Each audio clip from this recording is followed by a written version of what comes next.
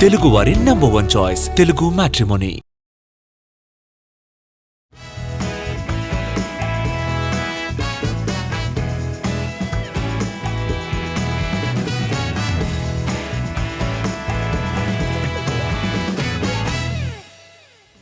రాజాసాబ్ విడుదలకు మరొక 20 రోజులు మాత్రమే ఉంది.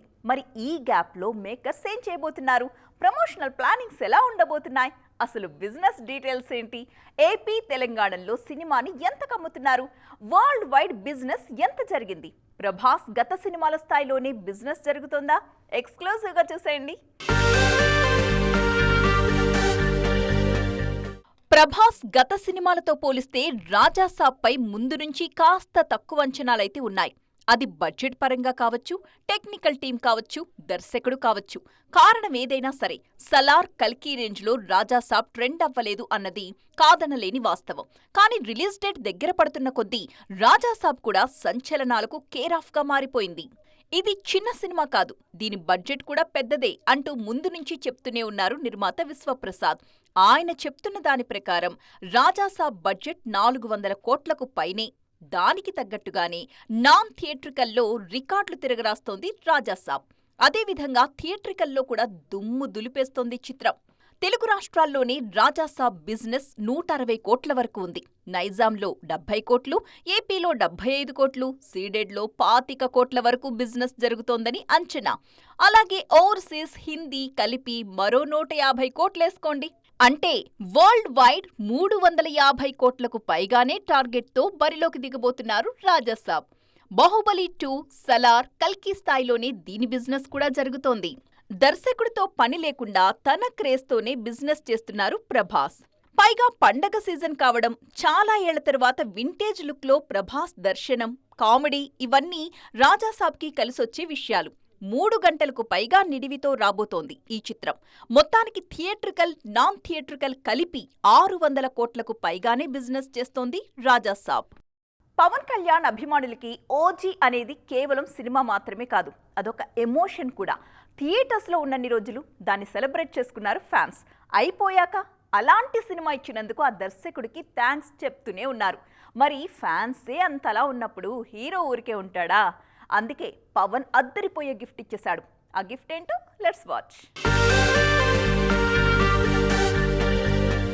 12 ఏళ్లుగా సరైన సినిమా కోసం వేచి చూస్తూనే ఉన్నారు పవన్ కళ్యాణ్ అభిమానులు.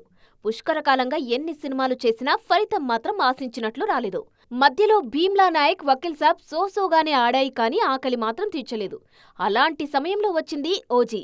పవన్ ఫ్యాన్స్ ఆకలి తీర్చడానికి 300 కోట్లు వసూలు చేసింది ఈ చిత్రం. ముందు నుంచే ఓజీపై అంచనాలు భారీగానే ఉన్నాయి.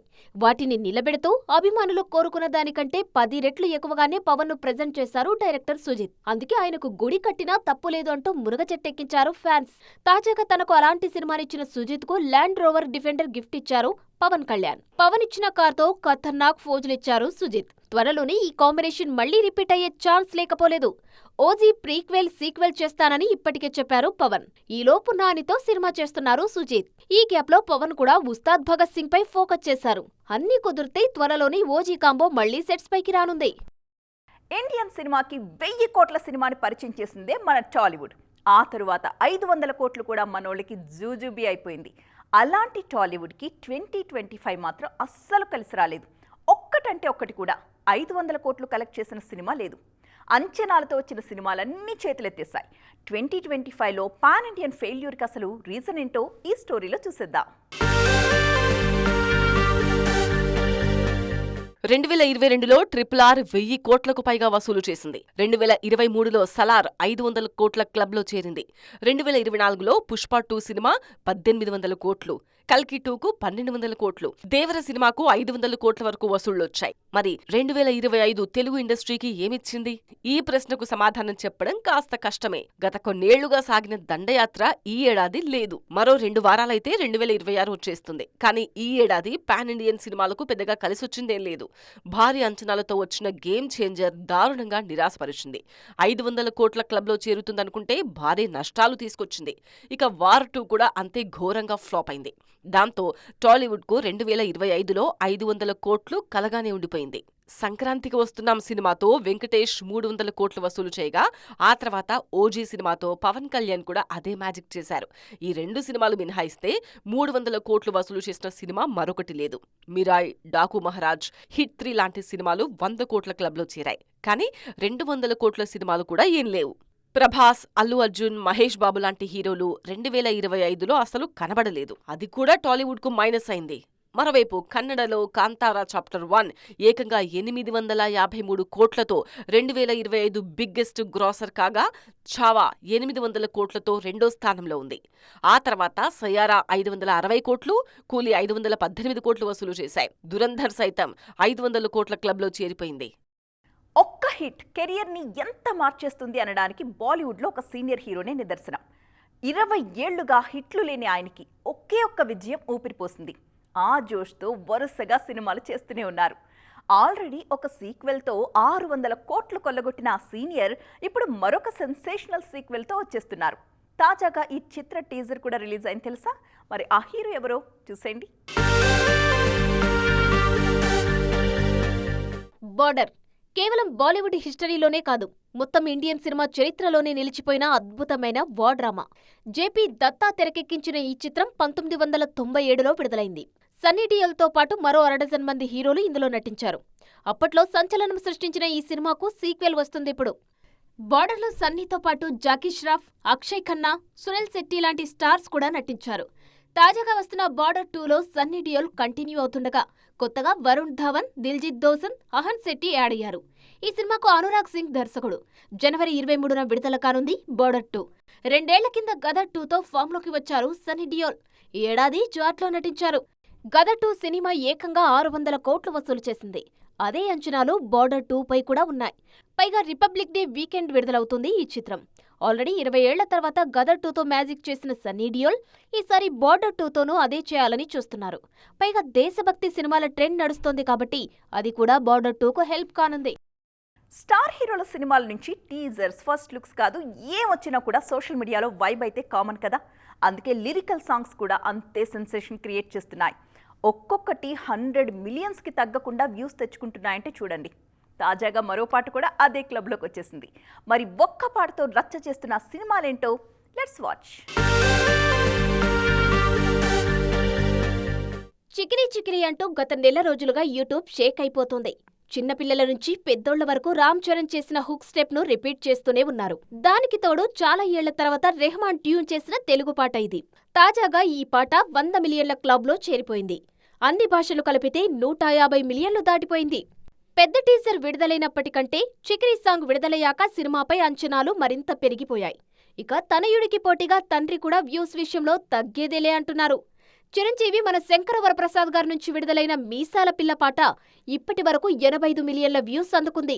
నేడో రేపో 100 మిలియన్స్ క్లబ్లో చేరడం ఖాయం. సంక్రాంతికి వస్తున్నాంకు గోదారి గట్టుపైన సాంగ్ ఎంత హెల్ప్ అయిందో, మన శంకర వరప్రసాద్ గారుకు మీసాల పిల్ల అంత అడ్వాంటేజ్ అయింది. భీమ్ సనీల్ కాంబినేషన్ మరోసారి మ్యాజిక్ చేశారు ఈ పాటతో. లిస్టులో కాస్త లేటుగా ఎంట్రీ ఇచ్చినా లేటెస్టుగా కుమ్మేస్తున్నారు పవర్ స్టార్. దేఖ్ లేంగే సాలా, చూసినాంలే చాలా అంటూ ఉస్తాద్ పాట యూట్యూబ్ ను షేక్ చేస్తోంది. పవన్ కళ్యాణ్ యాటిట్యూడ్ కు సరిపోయేలా ఈ పాటను రాయించారు హరీష్ శంకర్. పైగా ఆయన చాలా రోజుల తర్వాత డాన్స్ చేయడం దీనికి అదనపు ఆకర్షణ. రాజాసాబ్ టైటిల్ సాంగ్ సైతం కుమ్మేస్తుంది. దీనికి మొదట్లో నెగటివ్ రెస్పాన్స్ వచ్చినా మెల్లగా అలవాటు పడిపోయారు ఆడియన్స్. 25 మిలియన్స్ వైపు పరుగు తీస్తుంది ఈ టైటిల్ సాంగ్. మొత్తానికి సింగిల్ సాంగ్ కూడా సినిమాపై హైప్ పెంచేస్తోంది. రవితేజకు ఇన్నాళ్లకు జ్ఞానోదయమైందా? వరుసగా 6 డజన్ ఫ్లాప్లు పడితే తప్ప అసలు విషయం బోధపడలేదు సార్ గారికి. ఈయన రెమ్యూనరేషన్ తగ్గిపోయిందా, లేదంటే మాస్ రాజాని కావాలని తగ్గించుకున్నారా? అసలు రవితేజ విషయంలో ఏం జరుగుతోంది? రొటీన్ నుంచి బయటకు వచ్చి డిఫరెంట్గా ఏమైనా ట్రై చేస్తున్నారా? మాస్ రాజా ఫ్యూచర్ ప్లానింగ్ పై స్పెషల్ స్టోరీ చూసేయండి. రవితేజ సినిమా అంటే ఒకప్పుడున్న ఆసక్తి కనిపించట్లేదు ఇప్పుడు.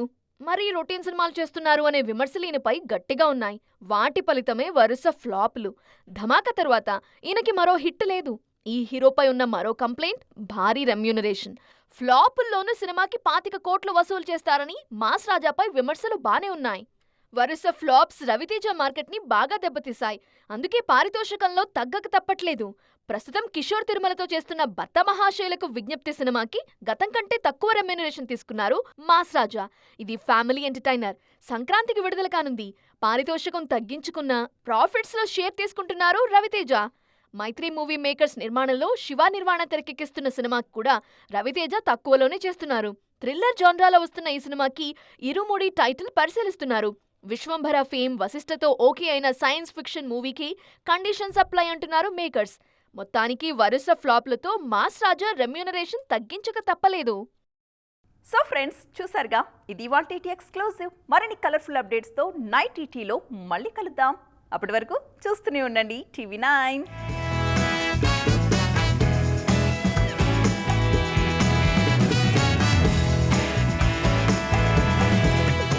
తెలుగువారి నంబర్ 1 చాయిస్ తెలుగు మ్యాట్రిమోనీ.